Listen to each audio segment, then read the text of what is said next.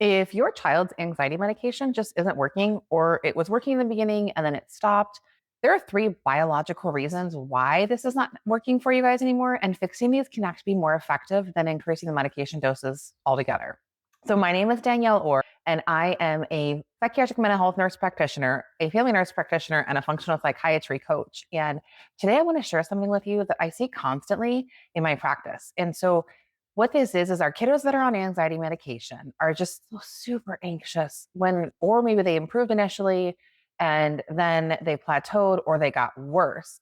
And let's talk about why that's happening, because it's incredibly frustrating for parents, because they're like, what is going on with my kiddo? We were doing great and we are all of a sudden it's not working. And so something I do like to always ask is, what's going on with our kiddos and have we actually addressed the root cause of what's going on? And 95% of the time, the answer is nope, we have not. So we're going to dive into that a little bit more. So anxiety medications, whether we're talking about SSRIs or SNRIs, and typically not benzodiazepines because we don't give those to our kiddos, they work by altering the neurotransmitters in somebody's brain.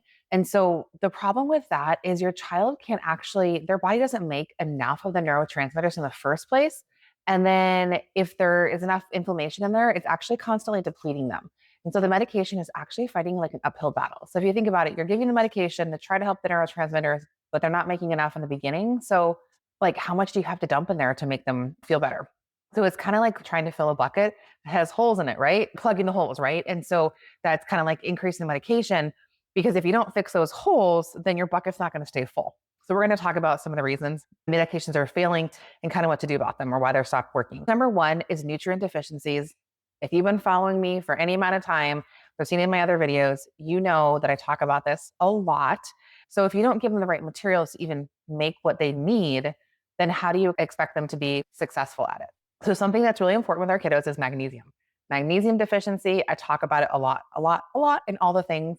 It's important because magnesium deficiencies are actually our body's natural anti-anxiety mineral. What happens with magnesium is it actually helps regulate GABA receptors, which is like our calming neurotransmitter. And if we're not able to do that, how do we expect our bodies to do it naturally, right? We're reducing our cortisol levels, which is our stress hormone. It helps us calming our nervous system. It helps with improving sleep. It can also help with GI issues, but that's not what we're focusing on today. And studies have actually shown that Americans are probably the most deficient in magnesium, and anxiety itself depletes the magnesium further. So it's like this vicious cycle. Like we don't get enough of it, and then we're not producing enough of it, and then we're wondering why our kids are so anxious, right? There's lots of reasons behind that. I mean, obviously there's other things that are going on too, but let's talk about the root stuff of what's going on. So I have actually seen kiddos on the max doses of SSRIs. And when we're working with the root cause of what's going on, we actually just fix their magnesium. And we've seen a lot of their anxiety just dramatically improve when we're correcting that deficiency. So it's amazing how much magnesium actually does help. And it doesn't help overnight. Don't get me wrong. It's not going to be just a simple fix, but it does take some time. And once you fix the deficiency, you will notice a big difference. Something else is the vitamin B deficiencies. So B6, B12, and folate are really crucial in making serotonin and dopamine and GABA in our kiddos. And without doing that adequately or really in the right forms, your kiddo's brain just simply can't produce the neurotransmitters. And the medications are trying to manipulate them, but there's nothing really for them to manipulate, right? And so it's really important to think about, especially with our kids with an MTHFR mutation, they can't process regular vitamin B vitamins. So if you're not able to process a B vitamin correctly, how are you supposed to produce it correctly, right? Like that doesn't make any sense. So we need to kind of work on that too, as far as a functional piece. So something else we think about is amino acid deficiencies. So serotonin is actually made from tryptophan, that thing that's in turkey that makes us all sleepy, right? GABA is made from glutamine, dopamine is made from tyrosine. And so what's happening is if your child's not getting adequate protein or they can't absorb the amino acids properly, they're not actually making the neurotransmitters that they need. So a lot of our anxious kiddos are also picky eaters and they have poor protein intake. And that's just kind of creating like a biochemical setup for anxiety. Because if they're not getting what they need as the precursor for those neurotransmitters, they just are not going to hold on to them, right? And so it's very important to realize that, yes, our child might be a picky eater, but we have to be able to supplement with that, because if they're not, then they're not really having that well-rounded ways to support their brain. Something else that's really important is our omega-3 deficiencies. We've talked about this before with our ADHD. The brain cells need the omega-3s because remember, the brain is a lot of fat in our kiddos, right? And so if you don't have those omega-3 fatty acids to help the brain function properly, then the neuroreceptors don't work correctly. And then medications become less effective and you just keep throwing more medication at them and then it's just not working correctly, right? Because it's not actually getting absorbed into the brain. They're not, when you don't have the ways for them to open the doors basically to get absorbed, what are we doing, right? So the other one is vitamin D deficiency. And ironically, even though I live here in Arizona, a lot of people in Arizona are very vitamin D deficient because we don't like to go outside because it's hot. Vitamin D is really important when it comes to mood regulation or anxious mood. What happens is it's really important in serotonin production and immune function. And so there's a ton of studies out there that show that vitamin D deficiency is actually strongly associated with depression and anxiety. Are they just simply vitamin D deficient? And because they are, this is where we're having these symptoms show up. And it can be a pretty easy fix. So those are the nutrients we want to definitely talk about in ways that can be causing anxiety in our kiddos. So reason number 2 that anxiety medicine is not working for your child is the gut and brain axis dysfunction. I know we've talked about it a lot. I have other videos on that and how that's so super important for our kiddos. Because what you have to remember is that 90% of serotonin is actually made in your gut. And so if your child is having gut inflammation or imbalanced bacteria in their gut or a leaky gut or just food sensitivities, it's causing inflammation. And then their gut is not producing their adequate amount of serotonin and the gut is inflamed and it's sending stress signals like, hey, please come help me. And it's sending them through the vagus nerve, which is then making us feel more anxious, right? And so SSRIs, which is medication that we use for anxiety, they work by keeping the serotonin available for longer in our body. But if the gut isn't working properly and making enough on a daily basis in the first place, any medication that you are giving them, it has nothing to work with. And so research actually shows that children with anxiety disorders have significantly different gut bacteria patterns compared to those of non-anxious kiddos.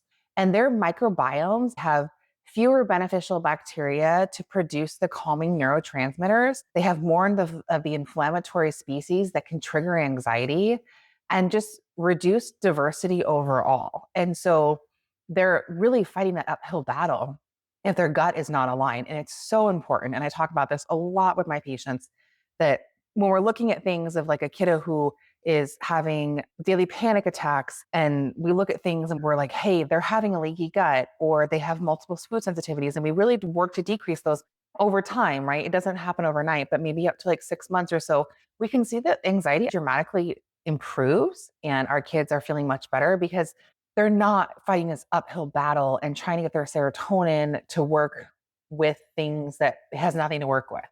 And so when you're looking at the root cause of things, people are like, oh, it's brain and you need medication to make your brain feel less anxious. But really, we're not looking at the gut. And when we're not looking at the gut, it's really it's doing a disservice to our children because we're not looking at the full picture and we're just throwing medication at them. But really, again, they're working with that leaky bucket and it's just not filling like it needs to because they don't have anything to work with. So just remember to keep that in mind. So the third reason that anxiety medication does not work is inflammation and methylation issues. I do have other videos on methylation. And so that's something to remember. You can go back and take a look at those. So chronic inflammation and methylation dysfunction is super big with anxiety. So think about it this way.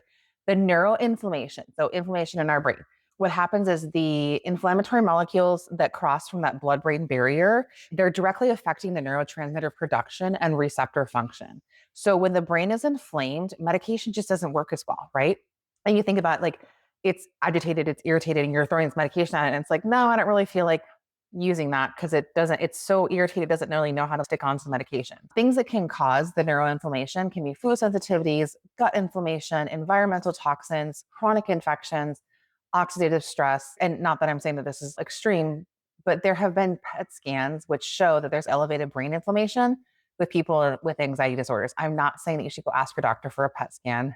You don't need to do that. We're able to fix it, right? And be able to help support it. So methylation dysfunction, we've talked about MTHFR, but methylation actually affects anxiety in very specific ways, not just the other ways that we've talked about previously. So what happens is you need methylation to break down and regulate your neurotransmitters, right? And so we need them to help break down our stress hormones and process our histamine, because something like high histamine can actually cause anxiety. And I talk to patients about this a lot, where they're like, oh, I'm getting really itchy when I'm feeling anxious, or they won't even tell me when they're feeling anxious. I'm really itchy all the time. I feel like I'm crawling out of my skin, or I've had hives or things along those lines. Okay, that's an anxiety component because your histamine response is elevated. And so when you have this like high histamine response, it can actually cause anxiety and physical symptoms. And so people don't really think about that. That's really important with methylation, is it actually can support detoxification. So children with methylation issues have issues with their anxiety getting worse. Makes sense, right? It can cause things like panic attacks, or like I said, itchiness, hives sometimes, which again can cause increased anxiety. So many of our SSRIs or SNRIs, which is medication for anxiety, can require proper methylation in order for them to work effectively. So if the methylation is impaired, then your medications just can't do their job. And so it's really important that we work on getting that better and getting to the root cause of what's going on, especially if you started medication, things are going well, and then it stopped. There's probably something else going on. I talked about that a little bit. This one is huge and often missed. So histamine acts like a neurotransmitter in the brain, and it can trigger anxiety and panic attacks and insomnia. And a lot of times our kiddos with MTHFR mutations can actually have a missing enzyme and deficiency that can't break down a histamine response properly. So what happens is that anxiety seems to come out of nowhere, right? Or they have these racing thoughts, or these panic attacks, or insomnia symptoms, like I already talked about, like the flushing, or like the hives, digestive upset, the itching, those kind of things, where people just think about it as like, maybe you're allergic to something. Well, you're allergic to anxiety and stress. And so let's talk about that and work through the root cause of what's going on and looking deeper, because again, it's not just about throwing a medication at things. So it's really important that we look deeper at stuff, because what happens is a lot of times our kiddos will actually get worse on an SSRI, because what happens is it can increase the histamine response, and their serotonin isn't the problem. It's actually their histamine. So if you are on a medication and you're getting more itchy and not less itchy, then really it can be the opposite reaction to things. So really, this is why it's important to look at the whole picture of what's going on and see how we can address it versus just continuing to throw medication at stuff. What's the comprehensive solution? So what can we do instead? So here's where functional psychiatry actually is a different approach, okay? So we test. We don't guess, we test. We run comprehensive testing. We look at like our nutrient levels. We look at magnesium and B vitamins and omega-3s and vitamin D. We look at the methylation markers. We look at the gut health assessment, food sensitivity testing. We look at inflammatory markers and our histamine levels. And all of these things, if we find deficiencies, we address them. So when we correct these deficiencies and we get things in a therapeutic dose and in the right form, different vitamins and supplements, different support and nutrients, what happens is we're actually healing the gut. And when we're healing the gut, then we can feel better. And by healing the gut, it's also like reducing our inflammatory food and repairing our intestinal problems and working on a decreased inflammation. So what happens is when we're healing the gut, we can actually decrease inflammation. Ways that we can do that is we can get rid of the inflammatory food, or help with the leaky gut, and use things like targeted probiotics, and really just help support digestive function. Because in turn, what happens with that is you have reduced inflammation, and we can reduce some of the inflammatory triggers like food sensitivities, environmental toxins, chronic infections, oxidative stress, all these things that cause just a pile of stuff to get through. And if you've watched any of my videos, you know that there's a common theme in all of them. I talk about this in inflammation in like almost every single one of my videos. So if you're noticing a theme here, you're not wrong. It's also super important is really supporting methylation and detoxification. Like I said, with doing liver support and the antioxidants, and just really like the glutathione support and the methylfolate support. And again, that's something you have to work with individually with your provider as far as like the dosing and stuff. But there's a lot of stuff out there for it. It's really important. We talk about this. It's not just taking a pill, taking a vitamin. It's not going to fix things, right? You actually have to make sure that we're sleeping well, and that we have stress management techniques that are working for us, and that we're getting exercise, and we're reducing our screen time, which I know kids are super not happy about, and just getting nature exposure. And that's one of those things that I talk about in another video that I just recently did, that really getting out and getting with nature is so important. It actually just helps reset our nervous system. And a lot of people don't really realize that. People don't really think about, oh, just go outside. getting sunlight on your face first thing in the morning is actually super helpful for setting yourself up for success throughout the day. It just really helps with your general stress and feeling overwhelmed. So getting your child started with that sooner rather than later instead of getting on that screen time is going to be so important to their overall mental health. And so really when we're looking at things and I'm working with clients, we implement like a comprehensive protocol. We address the factors of things that are being concerned. And really within months, usually a couple months, because we have to reset, we have to clear out everything, right? So it does take some time. This is why my program is 6 months. You'll really start to notice a difference. And sometimes you can have your child stop taking medication and really just seeing this huge improvement throughout their years, which is amazing. So I want to be clear though, I'm not saying that medications are bad or that everyone should stop them. Because again, if you looked at any of my videos, that's not what I'm saying. What I'm saying is that for some children, medications are necessary and they are helpful, especially during a period of crisis, right? And so when you're looking at the functional approach to something, it does take time. And so if your child is in the middle of a crisis, they don't have that time. You have to kind of help put the Band-Aid on what's going on while working on everything else. And so medication, there's a time and a place for it.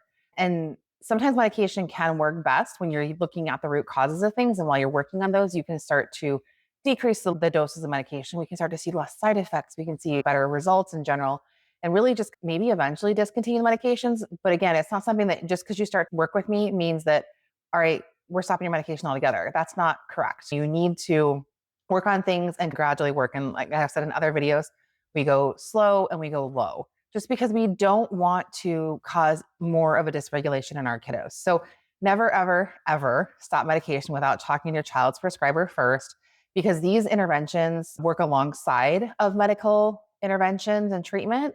And so we want to make sure that we're looking at that comprehensive approach and that functional approach. So if you feel like your child's anxiety medication isn't working for them or it's stopped working, you don't have to just accept like, hey, this is as good as it gets. There are testable and treatable root causes that can be causing and driving your child's anxiety and their behaviors.